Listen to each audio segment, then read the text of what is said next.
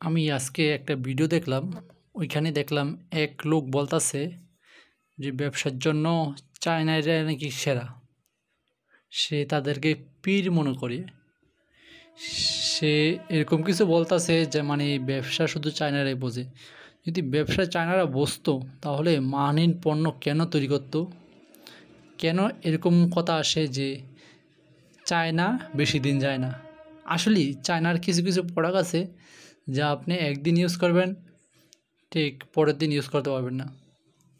আমিও এরকম একটা রিচার্জেবল ফ্যান কিনছি 350 টাকা দিয়া। এটা 2.5 দিন চলছে, ঠিক আছে। এরপর আর এখন চলে না, চার্জ হয় বাট চলে না।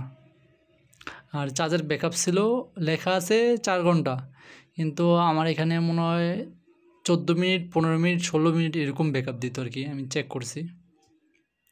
আচ্ছা, এটা বলার জন্য আমি ভিডিওটা করছি।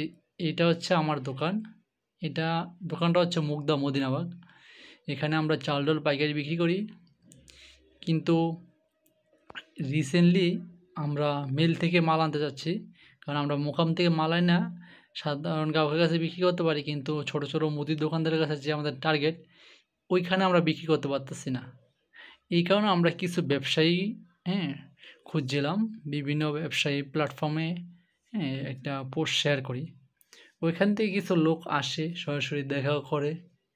কিছু লোকের সাথে মানে এখনও মোটামুটি ফাইনাল কথা হয়েছে, আবার হয় নাই, কেউ টাকা অ্যারেঞ্জ করতেছে, এরকম কিছুর ভিতরে আছে।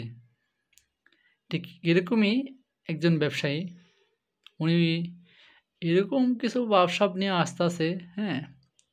আমরা বলি এইটা, আমরা এরা মানে মূলত করতেছি রানিং।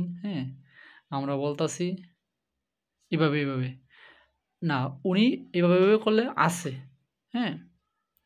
আচ্ছা আসেন, ঠিক আছে, এইভাবে মানলাম, যুক্তি সম্পূর্ণ সবটা বুঝলাম, কয়েকদিন যাচাই বাছাই করলাম যে ঠিক আছে, বাঙালি হিসাবে এটা বেশি পারফেক্ট না, তারপরে মানিয়ে নিলাম।